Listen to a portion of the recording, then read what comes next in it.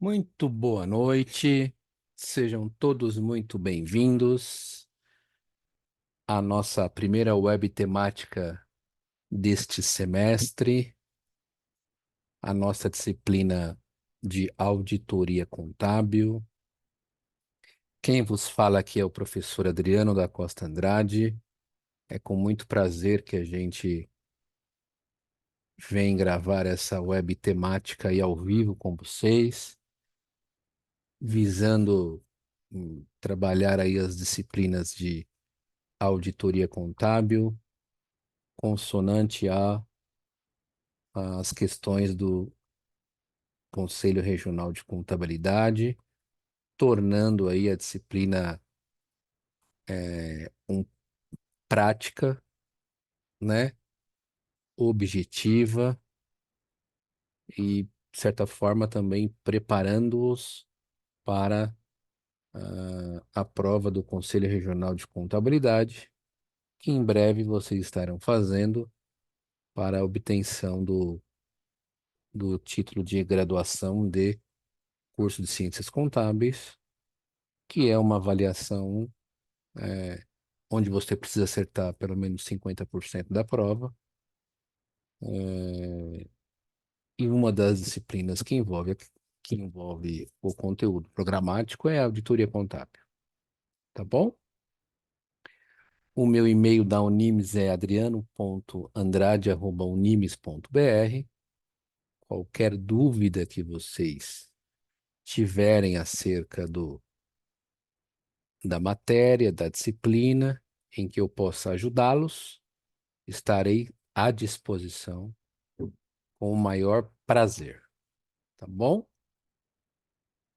Vamos para nossa aula síncrona. Vamos lá então. Exercício prático visando vocês terem uma visão crítica da interpretação e da aplicação do conteúdo contido no nosso material, nas legislações, na prática do dia a dia, que é uma matéria, uma disciplina extremamente importante para empresas que são obrigadas a fazer a auditoria. O que que o auditor, na verdade, faz? De certa forma, de forma direta e indiretamente. Ele analisa, confere, tá? Checa o trabalho do auditor, desculpa, do contador, e se o contador está atuando de forma legal, segundo as regras societárias estabelecidas aí pela Lei 6.404 de 1976, 11.638/07, CVM, Comissão de Valores Imobiliários, enfim. Ele, de certa forma, ele faz um checklist na atividade do contador. E para ser um auditor, se faz necessário ser um contador primeiro passo. Depois você tira uma outra carteirinha, um outro diploma, que é a carteirinha do auditor, que é um próximo passo, para você ter o famoso chá, competência, habilidade e atitude para exercer essa profissão, tá bom? Então, bem comigo, ó.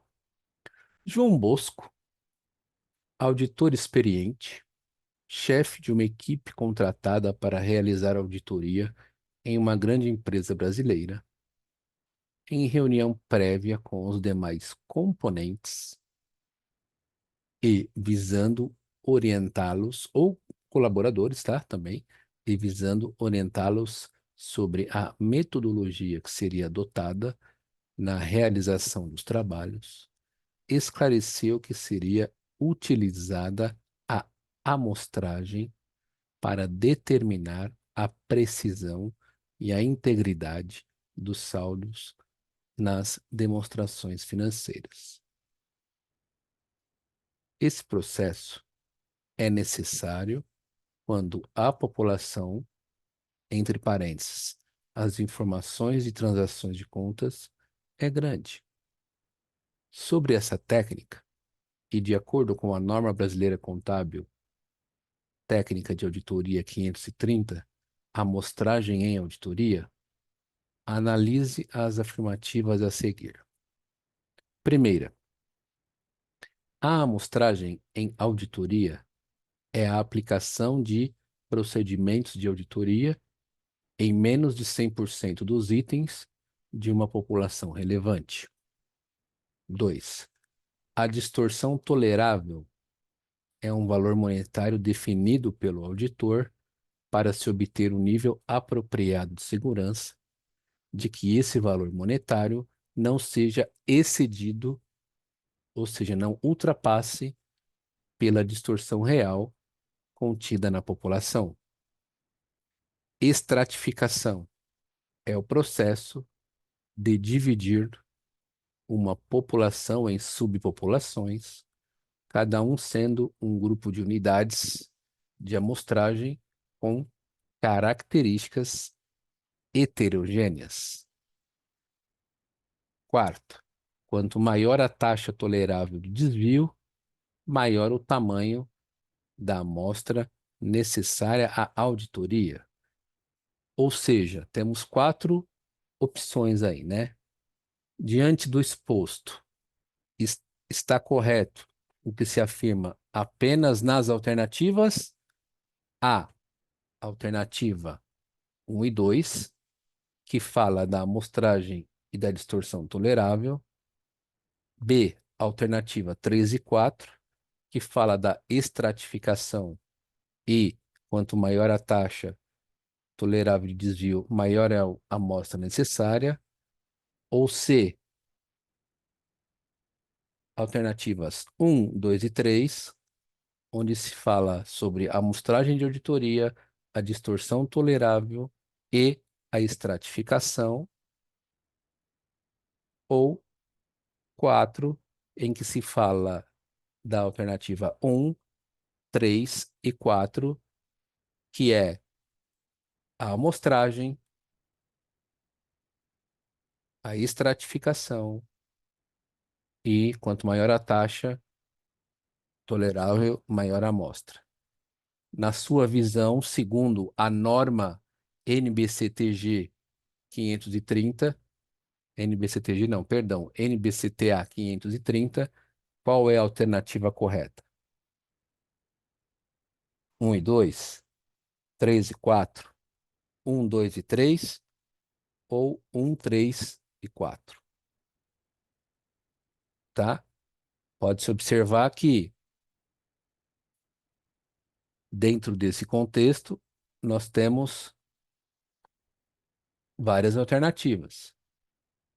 Para que você responda essa questão com assertividade, segurança, confiança, você tem que estudar, ler, interpretar, analisar, fazer um mapa mental da NBCTA 530. Que lá ela fala o seguinte, ó, que a amostragem em auditoria é a aplicação de procedimentos de auditoria em menos de 100% dos itens de uma população relevante. Correta. A distorção tolerável é um valor monetário definido pelo auditor para que o mesmo obtenha um nível apropriado de segurança e que este valor monetário não seja excedido pela distorção real da população. Alternativa correta, alternativa 1 e 2, tá? Estratificação, conceito está errado, e item D, conceito está errado. Alternativa desta questão, alternativa número 1, ou A, certo? Essa é a alternativa correta,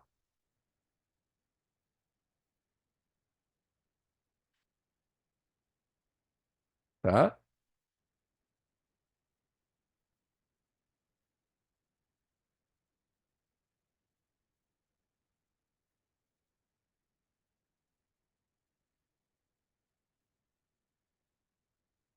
Vamos para a alternativa ou a questão B, ou 2, né?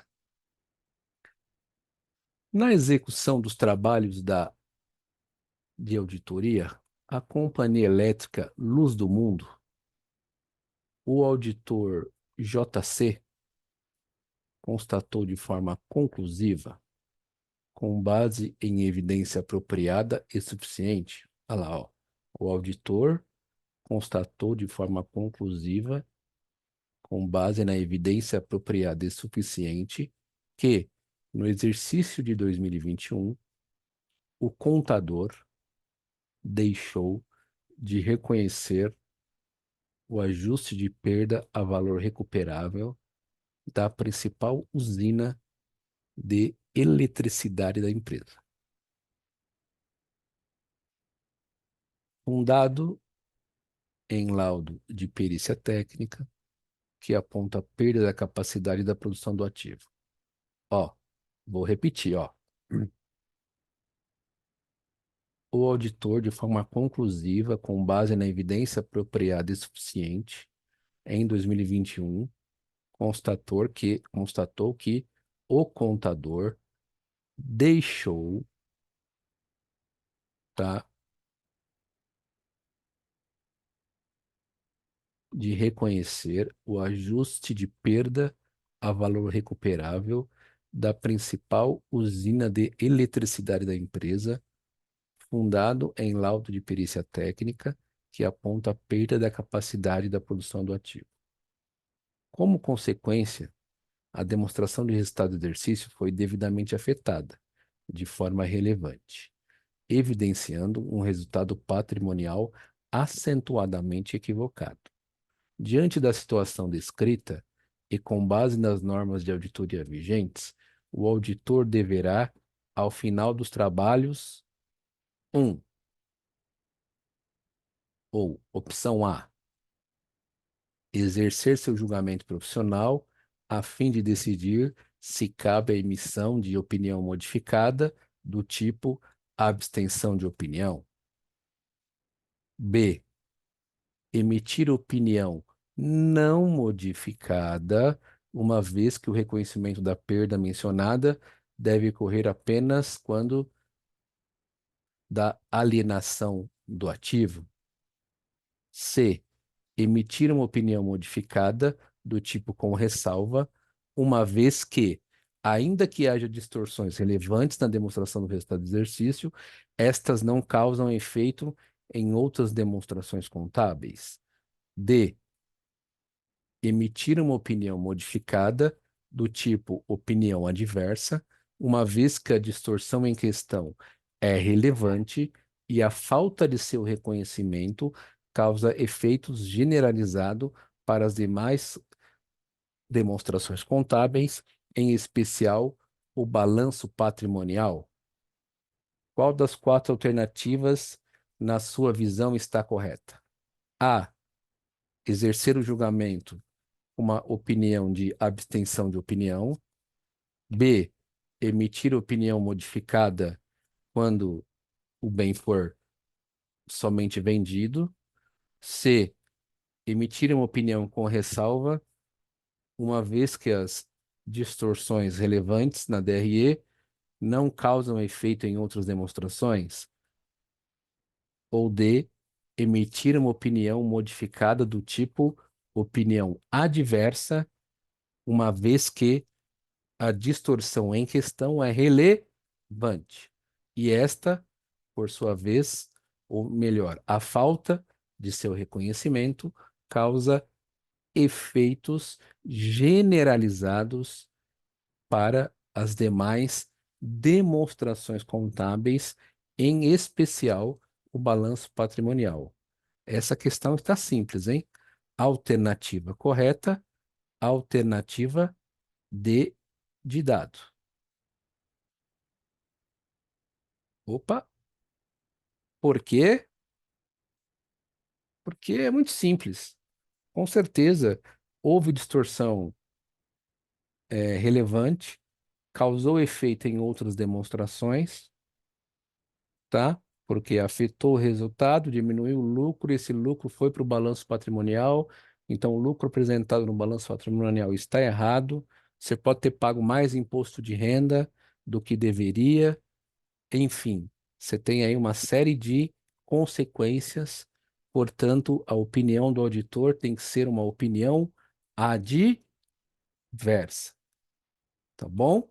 Essa é a alternativa correta da nossa questãozinha.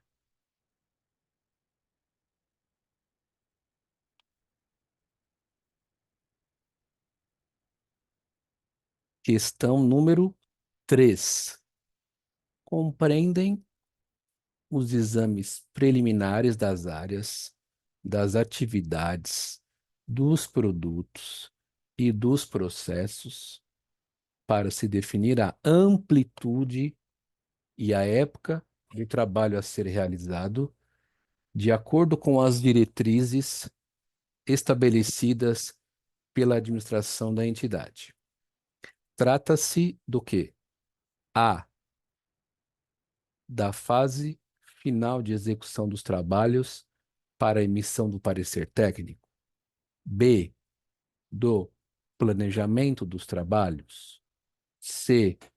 Dos procedimentos de auditoria. D. Da documentação dos trabalhos de auditoria. Ou E.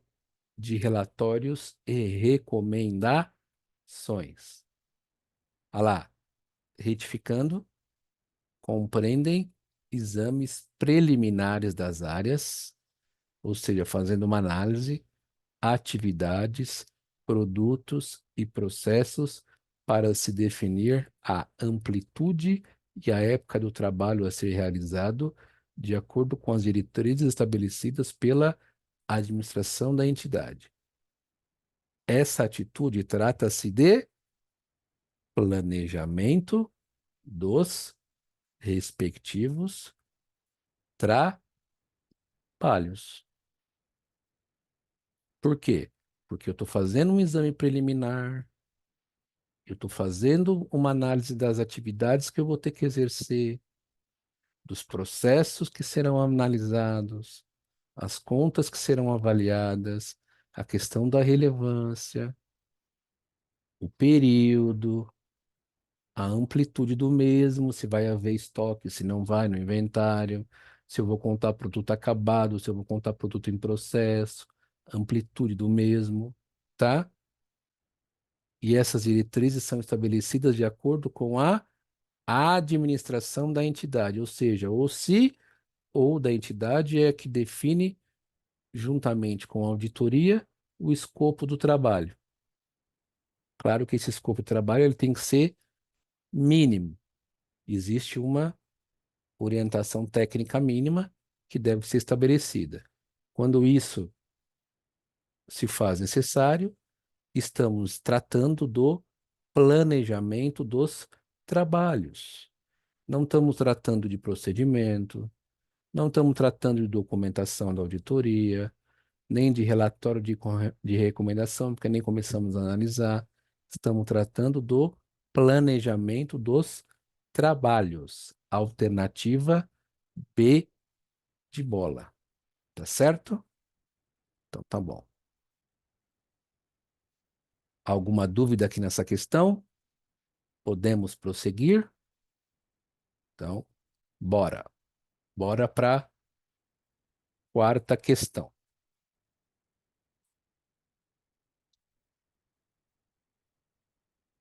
Sobre o objetivo e o alcance das demonstrações contábeis, é correto afirmar que, olha lá, ó, objetivo e alcance da auditoria nas demonstrações financeiras.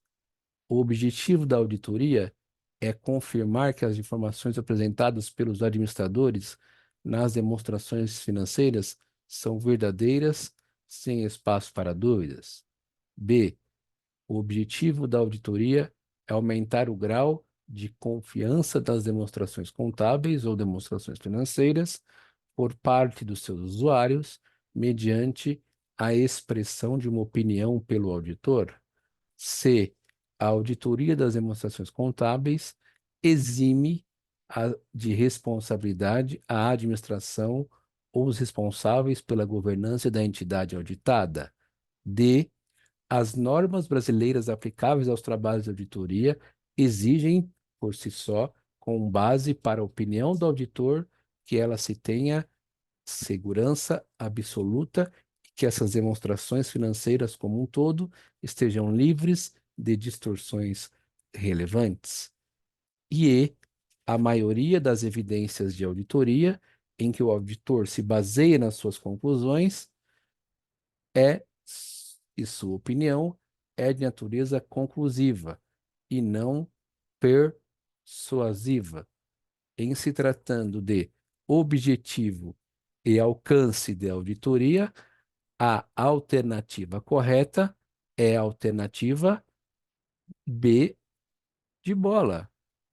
É objetivo da auditoria aumentar o grau de confiança nas demonstrações contábeis por parte dos usuários, que são os fornecedores, que são os bancos, que são os clientes, que são o governo, e isso é expresso mediante a um profissional, que é a opinião do auditor, que é expressa por meio de um profissional extremamente responsável, qualificado, tá?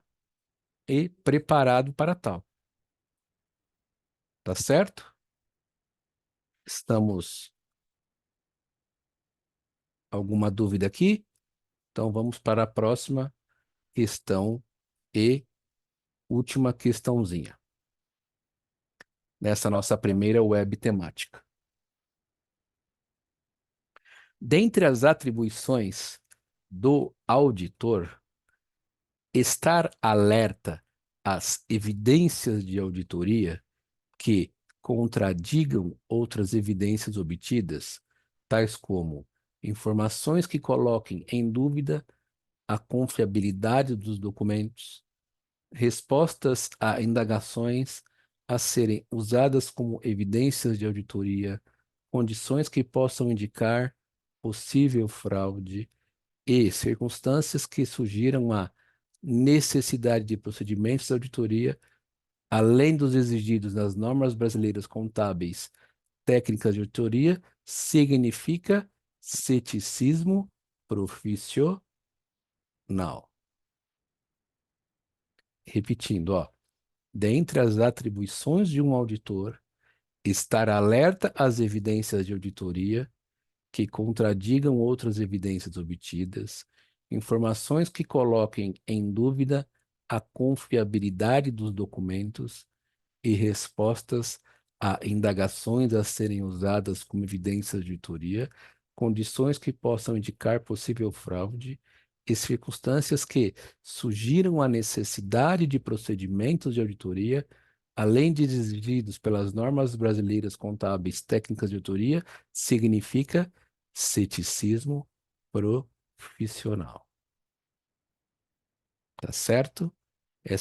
Todas as questões foram extraídas do Conselho Regional de Contabilidade e estamos finalizando a nossa aula síncrone. Qualquer dúvida, o nosso e-mail é adriano.andrade@unimes.br e qualquer dúvida, nos chama lá no chat que estaremos com o maior prazer para poder esclarecer as suas dúvidas e apoiá-lo naquilo que for necessário. Uma boa noite e até a próxima web temática, que será feita no dia 27/8.